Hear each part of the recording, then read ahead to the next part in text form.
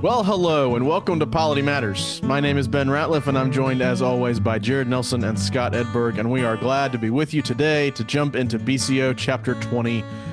I was about to say 21, but it's just an even Chapter 20, the election of pastors.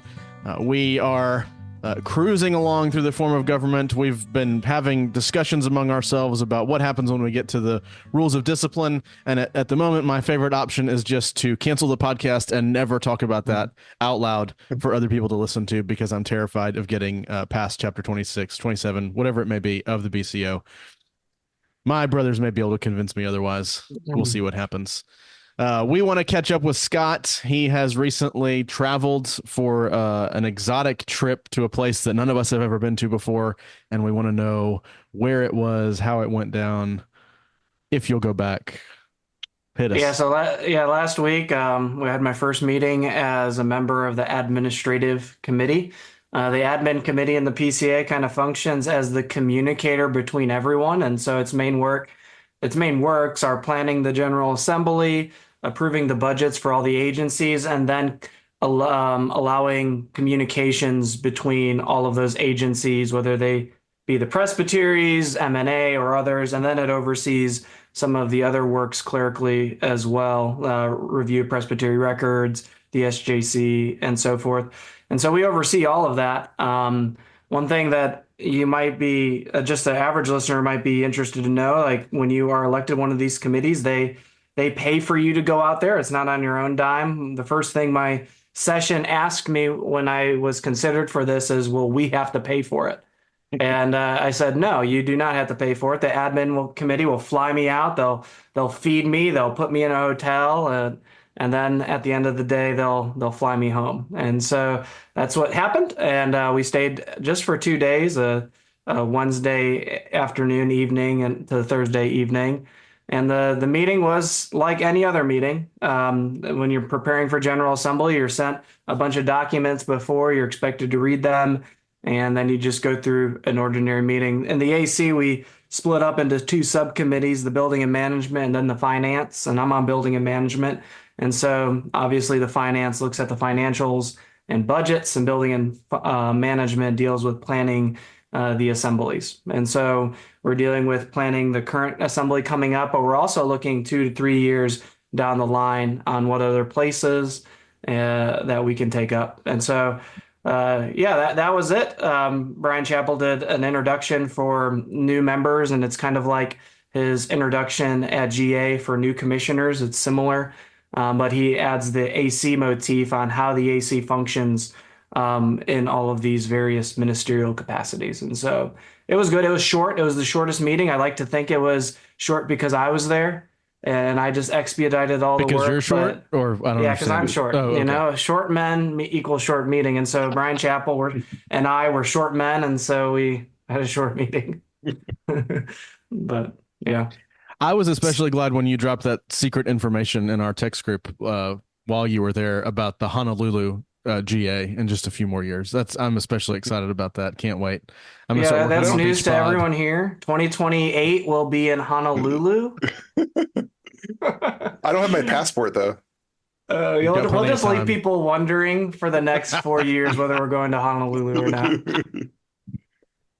Would it be interesting though, like if we actually had a GA in Canada, because we have Canadian presbyteries, just like how many TEs actually have their passport? We'll find out. Yeah. Oh man. Now I'm wondering if mine's been updated. Mine is out of date. I don't think mine's out yet, but well, when we were talking on our own when you were at AC, it was fun to consider, and I've gotten in touch with the nominations chairman of my presbytery now because I'm curious about the process of looking at maybe serving at GA level. Where would y'all suggest that I look into serving if I was going to serve on a permanent committee? If I could possibly ever get elected to a permanent committee of the General Assembly, which one would I be well suited to? I'm thinking there could be a new one that's just in charge of ice cream socials. Yeah, we need you on RUF for that purpose alone. No other purpose, but an advocate to get ice cream socials back on. Okay. This is the ice cream party of the PCA. Advance our interests. Oh man. Okay. Well, let's take some things seriously, perhaps. I don't know. BCO chapter 20, the election of pastors. We've talked through the doctrine of vocation, the doctrine of ordination, what it is to become a candidate for gospel ministry. We've looked at what it is to be an intern of a presbytery and to get licensed to preach the gospel regularly in a given presbytery.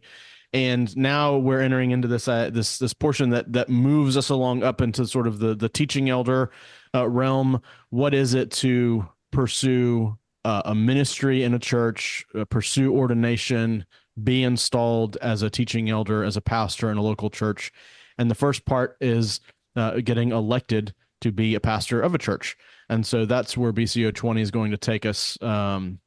Guys, just as we embark on this new sort of trajectory, is there anything especially prominent on your minds that you think about when you start thinking about elections, when you start thinking about ordinations? You know, we've got a few weeks ahead of us in this content. Any big picture thoughts? This will come out right before the actual US election. And so when we're recording this, even now, that's what I thought of. The first thing you said when you said election is, well, who am I going to vote for in a few weeks? Maybe that's a good segue into what we're actually talking about. Well, some accidental listeners. Yeah, we'll have some accidental listeners. There's going to be American flag emojis in the tweet about this one, just to see if we can get some. That'll be the title of this episode. What? American flag emoji. American flag emojis. Okay. We are going to be in chapter 20, paragraph 1. And I was told by these guys that there are actually 3, maybe even more sections than I originally thought. So we're going to go all the way through 13, I think, in chapter 20, not just chapter 10. Section 10. Chapter 10, section 10. What's really the difference at this point? I mean, we're so far into this thing. 21. Before a candidate or licentiate can be ordained to the office of the ministry, he must receive a call to a definite work. Ordinarily, the call must come from a church, presbytery, or the general assembly of this denomination. If the call comes from another source, the presbytery shall always make a record of the reasons why it considers the work to be a valid Christian ministry. A proper call must be written and in the hands of the presbytery prior to being acted upon by a presbytery. It must include financial arrangements such as salary, vacation, insurance, retirement, etc., between those calling and the one called, and assurance that the definite work will afford the liberty to proclaim and practice fully and freely the whole counsel of God, as contained in the Scriptures and understood in the Westminster Confession of Faith. It shall be in accord with BCO 8. Well, there's a lot here. I see Scott's favorite word floating around in there somewhere, so we'll have to talk about that. But let's talk about this idea of a definite work, a call to a definite work, and they qualify it in a couple of different ways. Maybe one of y'all wants to jump in and talk about what a definite work is and how they start parsing it out.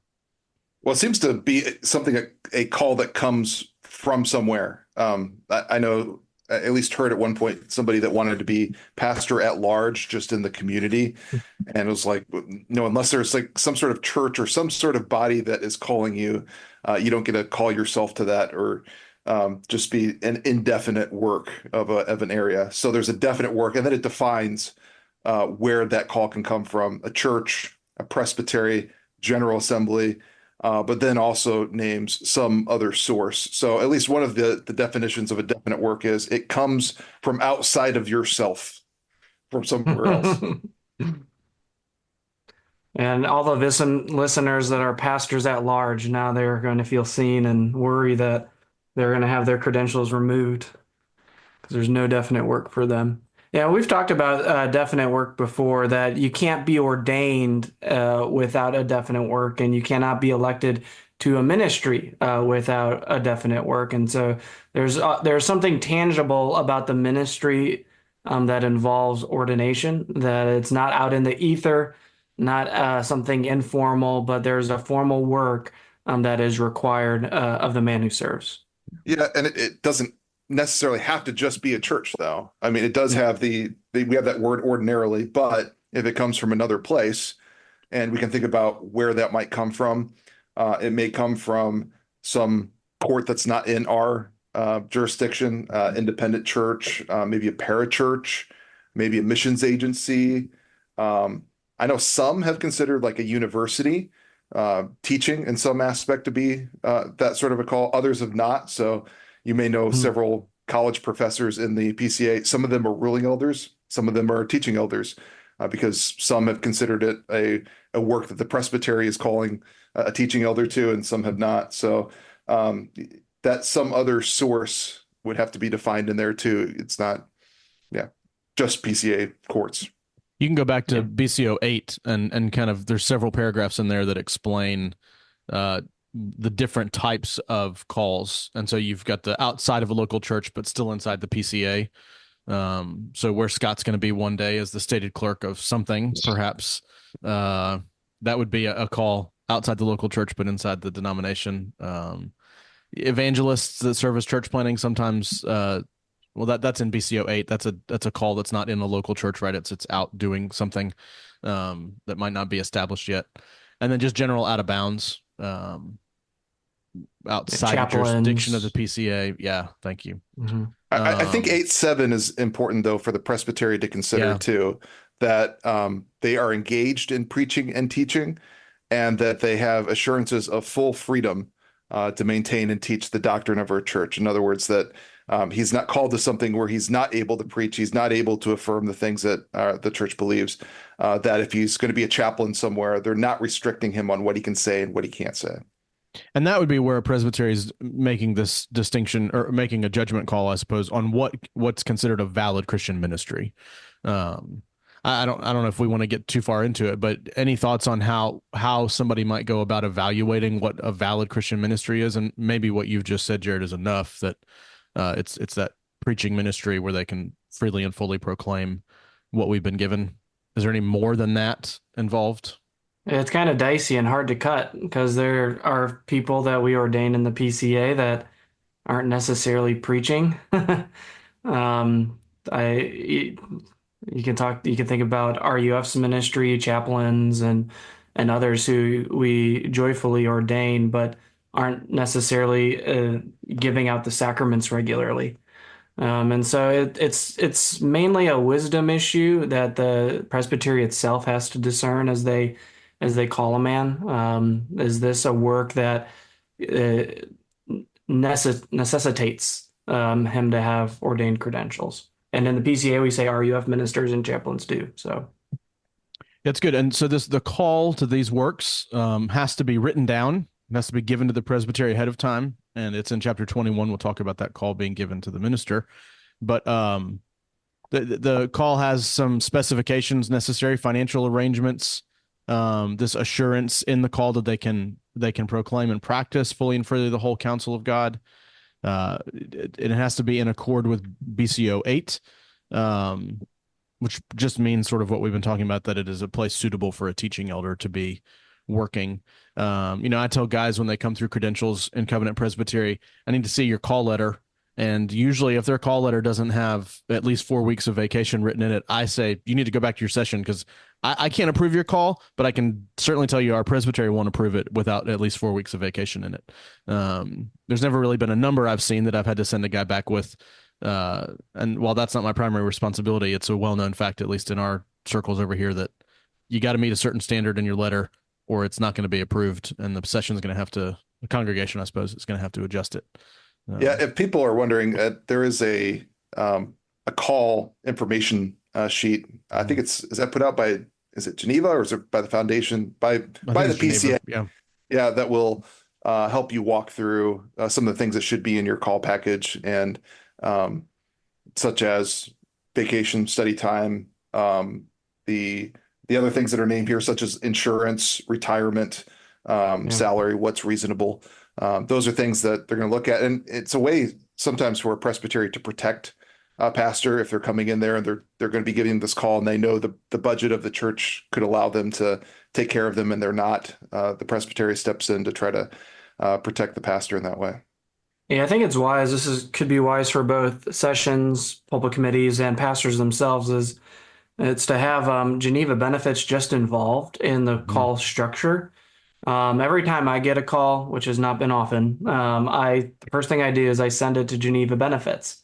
and they structure it very helpfully. They show me how much I'm supposed to take out for taxes, et cetera, et cetera. And so they help structure it in a way that's helpful for both the pastor who's coming in, but also the church as they seek to put budgeted line items a part of it. And so those are things and tools that we have. On the Presbytery clerks page, the download page, they have like the actual like example forms for what you can use to fill out to submit to the Presbytery. But I think getting Geneva benefits involved will get you there anyway, and they'll help you think through things you're probably not thinking about. Because there are ways to save your pastor money without changing the monetary cost to them. And so using them will help everyone involved, especially with housing. especially with housing.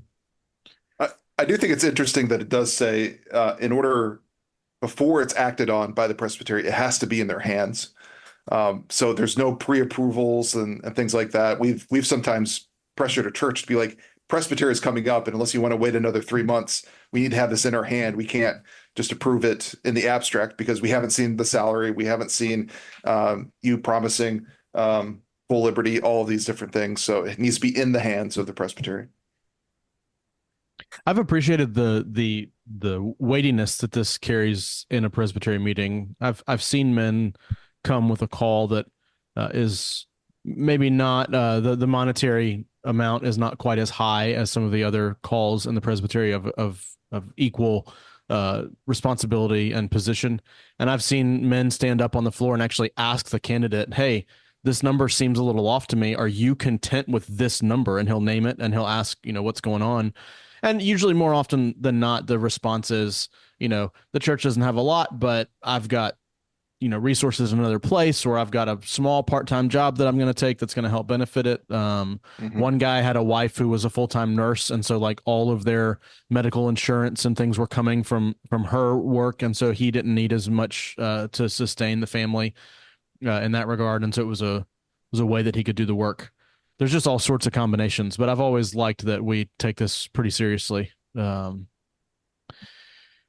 What about changes to a call? There's some references to it in some of our commentary material. I think Almquist and Morton Smith both refer to some parliamentary inquiries that were made.